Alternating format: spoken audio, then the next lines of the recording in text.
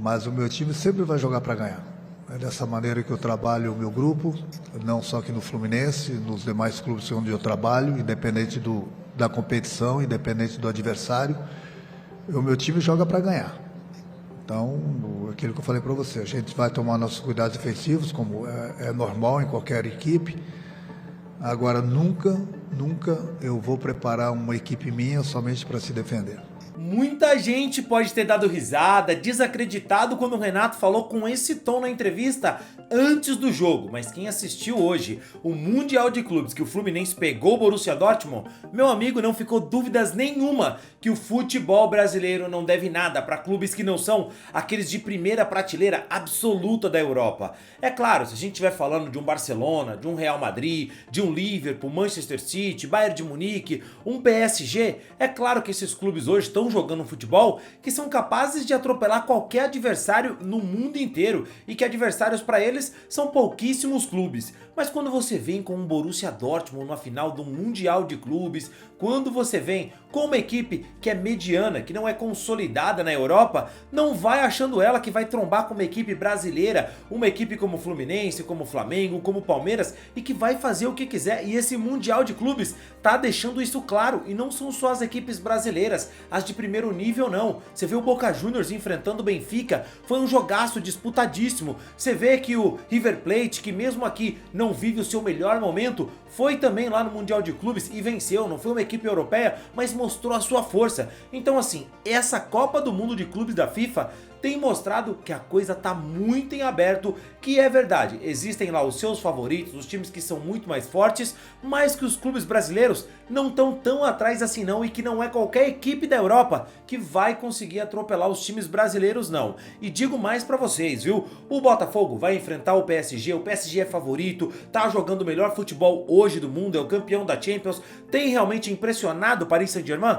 É verdade, mas vai ter jogo contra o Botafogo, não vai ser um atropelo como foi contra o Atlético de Madrid, que foi pego ali de calça curta, acabou sendo pego desprevenido, não vai ser um atropelo como o Bayern de Munique e enfiou lá no Auckland City, nada disso, cara. O jogo entre Botafogo e PSG tem um favoritismo PSG, vai sair ali, provavelmente tem a chance maior de ganhar, pode sair na frente, pode abrir 1, 2 gols de vantagem, mas não vai jogar contra ninguém. O Chelsea vai enfrentar o Flamengo e o Chelsea que abre o olho dele, porque o Flamengo pode sair com a vitória. O Palmeiras vai se classificar e vai ser carne de pescoço para qualquer um. O Fluminense é um time corajoso e esse Mundial de Clubes, essa Copa do Mundo de Clubes da FIFA, vem trazendo coisas que, olha, estão deliciosas de se assistir, mas ainda assim tem gente pensando em acabar com esse formato, com essa Copa do Mundo de Clubes. Tá acreditando nisso? Sabia que tem gente que tá completamente descontente com o campeonato e vai trabalhar prometendo acabar com essa palhaçada? Pois é, eu vou te contar melhor tudo isso no vídeo de hoje. A gente vai trocar ideia sobre muita coisa. Tem jogador artilheiro no futebol brasileiro na mira de clube alemão, tem jogador do Real Madrid pensando em voltar pro Brasil e muito mais notícias. Mas antes, se você não é inscrito no nosso canal, quero te pedir uma gentileza. Se inscreve aqui agora para você apoiar o nosso trabalho e assim você recebe mais vídeos como esse. Se você não me conhece, eu sou o Rodrigo Barbosa do canal Futflix e aqui todos os dias eu trago pra vocês as principais notícias de futebol pra você ficar ligado em tudo que tá rolando no mundo da bola, no futebol brasileiro e internacional, beleza? Então dá essa moralzona pra gente, se inscreve aqui agora, deixa um like no vídeo e é claro, eu tenho que te falar que esse vídeo é em parceria com o SofaScore, que graças a ele esse vídeo tá acontecendo, beleza? SofaScore que é o melhor aplicativo de futebol do mundo e pra você ter no seu celular de maneira completamente gratuita, é só clicar no link que vai estar na descrição e no primeiro comentário fixado ou apontar a câmera do seu celular para esse QR Code que está aparecendo aqui na tela. O SofaScore é um aplicativo onde você consegue acompanhar ligas, clubes e o desempenho de jogadores do mundo inteiro. Ali você consegue acompanhar estatísticas como quantos dribles, quantos chutes, quantos passes corretos aquele jogador fez, o mapa de calor, dá para comparar um jogador com o outro. Será que o jogador do seu time é melhor que aquele que o seu clube quer contratar? Pois é, cara. Baixa o SofaScore agora, eu tenho certeza que você vai curtir, a ferramenta vai te ajudar a entender muito mais o jogo, além do jogo de estatísticas, uma ferramenta utilizada por scouts do futebol do mundo inteiro. Então baixa agora, você vai curtir demais o SofaScore, beleza? Cara, vou ser sincero pra vocês, eu não sou fã do Javier Tebas, imagino que você, meu amigo, também não seja lá o melhor amigo do Javier Tebas, né? Presidente da La Liga, ninguém gosta muito desse cara. Depois das palhaçadas que ele acabou falando ali com o Vinícius Júnior e alguns comentários dele, ele não é um cara que tem muitos fãs aqui no futebol brasileiro não.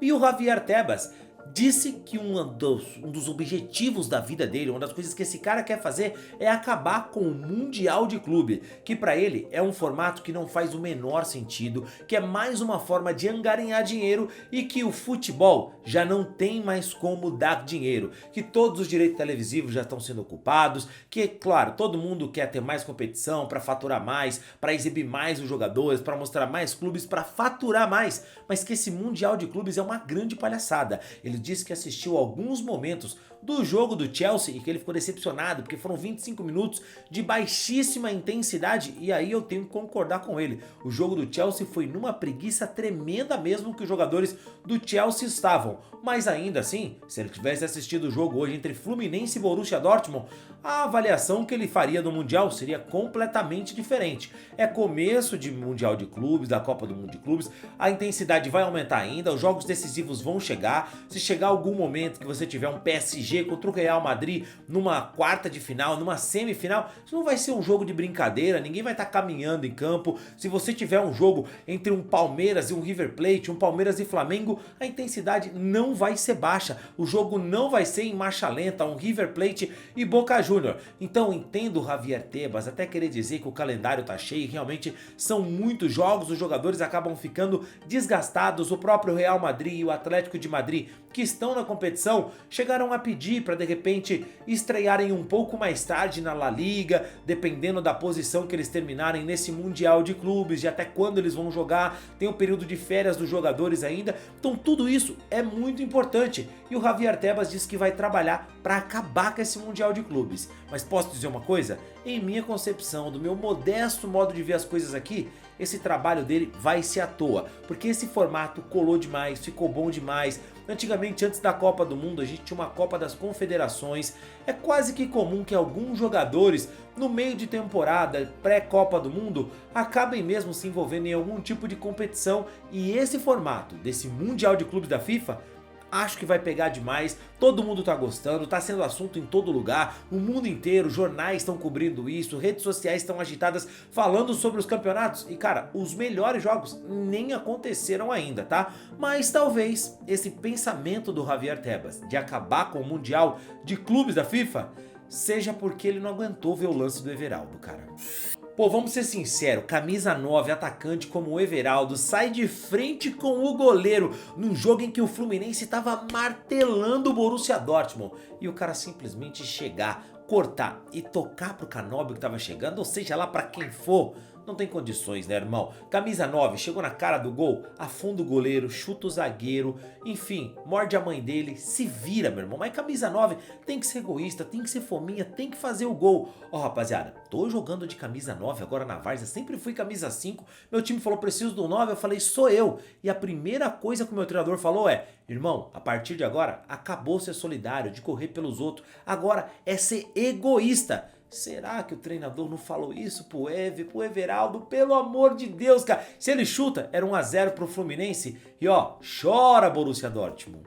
Agora tenho que dizer que estou feliz demais por um cara que é o artilheiro do Cruzeiro na temporada, o Caio Jorge. Faça o K imediatamente, que tá metendo gol a rodo. Meteu gol no meu São Paulo, não foi legal, mas o Caio Jorge voltou a fazer gol, é artilheiro do Cruzeiro, tem conseguido viver uma boa temporada e virou alvo do Bayer Leverkusen, que veio aqui no Brasil, alguns representantes do clube, assistiu o jogo entre Cruzeiro e Flamengo, em que o Cruzeiro saiu vencedor com gol do Caio Jorge. O jogador chamou a atenção do clube alemão, que pretende fazer uma proposta oficial pelo jogador. O que se diz nos bastidores é que o Cruzeiro só aceitaria negociar o atacante por uma proposta de pelo menos 25 milhões de euros. E sendo sincero, acho que não vale a pena. Com esse valor, o Cruzeiro não vai contratar um jogador do mesmo nível. O Caio tem vivido excelente momento, é um moleque show de bola, excelente. Quando ele voltou pro futebol brasileiro, fiz várias críticas ao Caio Jorge, porque era um centroavante que não fazia gol, não fez gol no Santos, não fez gol na Juve,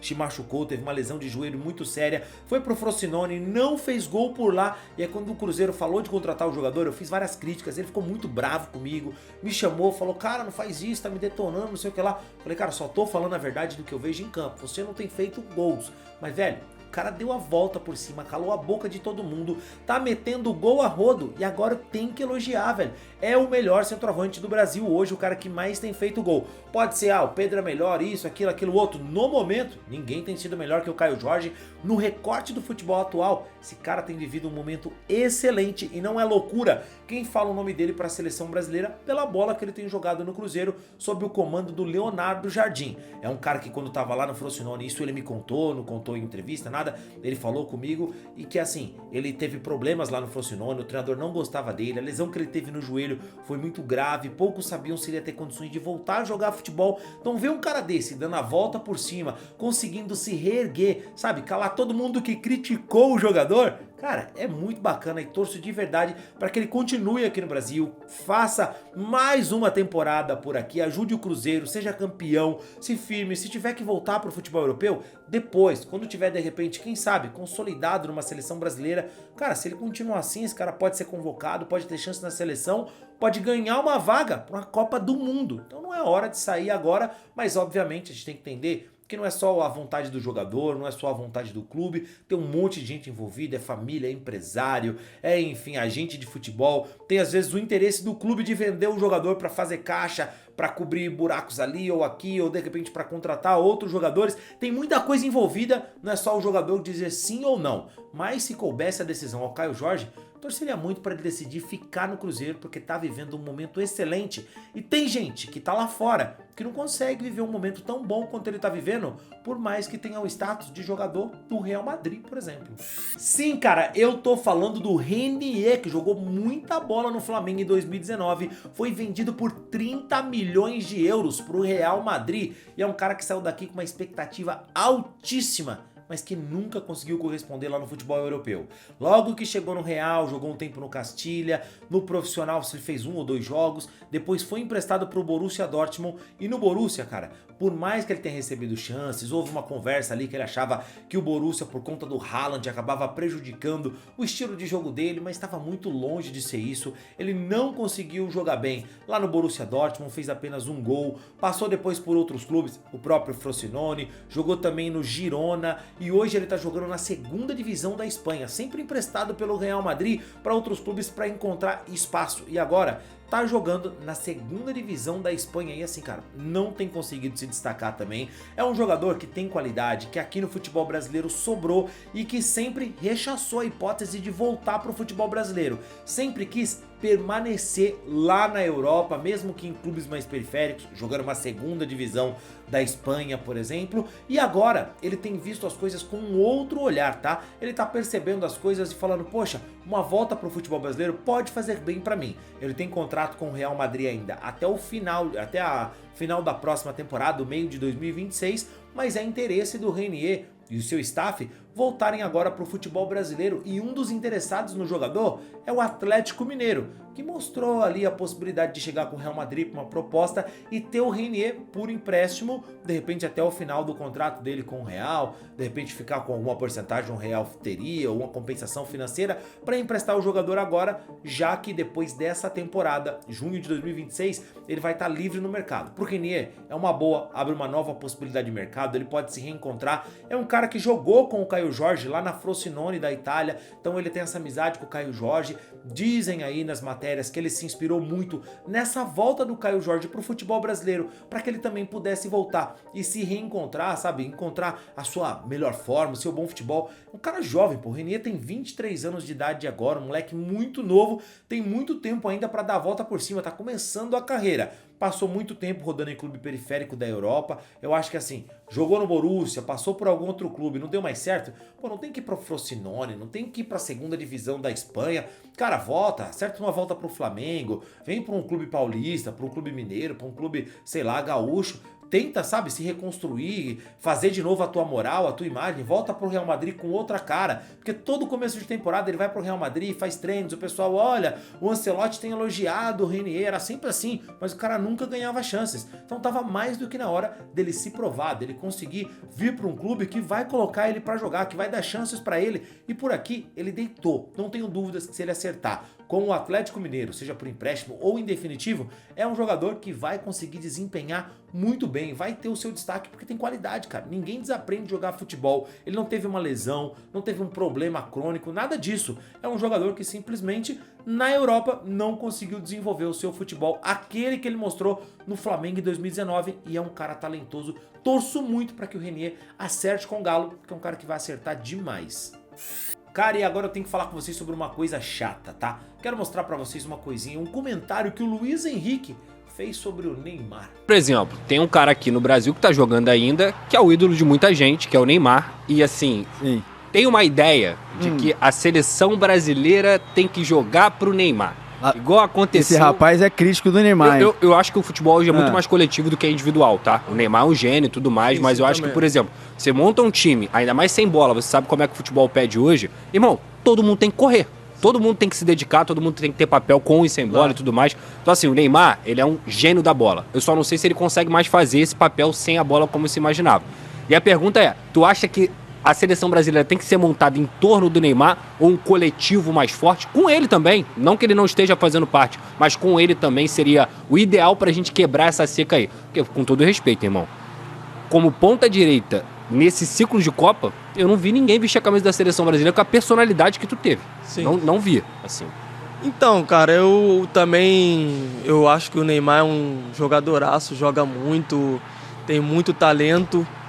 Mas eu acho sobre ele assim, ele tem que, sabe, tem que ajudar também. Ele tem que ajudar também, ele é um jogador, a gente sabe que ele é um jogador que ele ajuda muito a seleção, no Santos agora ele ajuda muito, mas eu acho que falta um pouco disso dele, sabe, ajudar um pouquinho também, marcar, correr para todo mundo, porque se ele correr e todo mundo estiver correndo, vai dar certo. Claro. Vai dar certo, é um exemplo, não tem jeito. É um exemplo. E aí eu tenho que dizer, o Neymar foi lá, comentou um pronto e meteu um assim, e velho, você sabe muito bem o tamanho do Neymar para os jogadores da seleção brasileira. O Neymar é gigantesco para esses jogadores, é uma referência, é um cara que é ídolo. O Neymar é o presidente, é o dono da seleção brasileira, entende? Então quando um cara fala sobre o Neymar, você pode ver que o comentarista ali tá pisando em ovos, porque se ele falar qualquer coisa do Neymar, ele pode tomar um hate na internet, mesmo sem o Neymar se mexer. Quando o Luiz Henrique fala do Neymar, ele pisa em ovos, porque ele sabe que pode tomar um hate absurdo, dependendo do que ele falar ali do Neymar.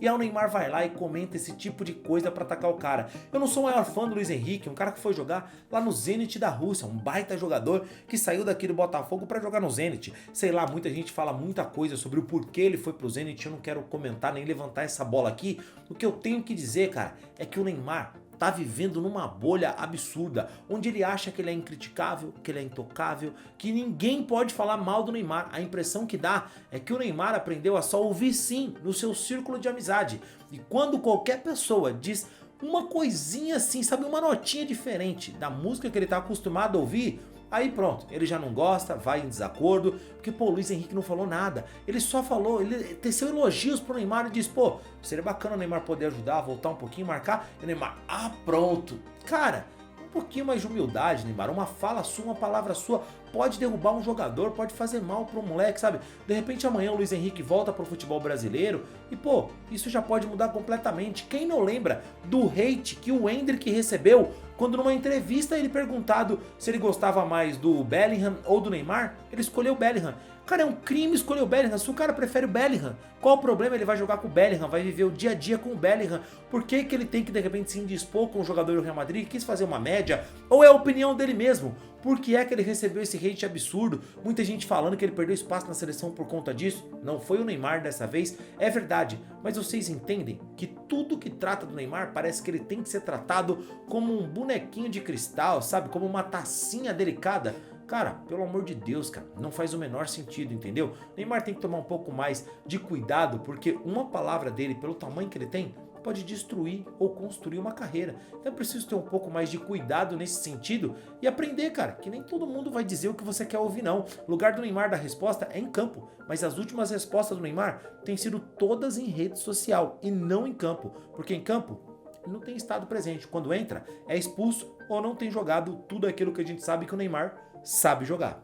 Mas para finalizar, eu quero dizer para vocês que o São Paulo está muito perto de anunciar o retorno do Hernan Crespo ao comando da equipe. O acordo verbal entre o clube e o treinador argentino já está acertado, falta agora assinatura no papel, tempo de contrato até o final de 2026. O Crespo chega para substituir o Zubeldia, que pediu o boné ali, entrou em comum acordo com a diretoria do São Paulo para sair, vinha com um desempenho muito ruim no Brasileirão, mas nas Copas conseguiu fazer um bom trabalho. O São Paulo está classificado para a próxima fase da Copa do Brasil, está classificado para as oitavas de finais da Libertadores, com uma campanha histórica, inclusive 3 vitórias nos jogos como visitantes, algo que o São Paulo nunca tinha feito na história na Libertadores. Então assim, o Zubeldia fez o seu trabalho nas Copas, dentro do Campeonato Brasileiro não conseguiu entregar tanto, no Paulista também não foi aquele futebol de encher os olhos, nem mesmo nas Copas. E agora o Hernan Crespo, que já foi campeão pelo São Paulo lá em 2021, mas que também saiu do clube, deixando o São Paulo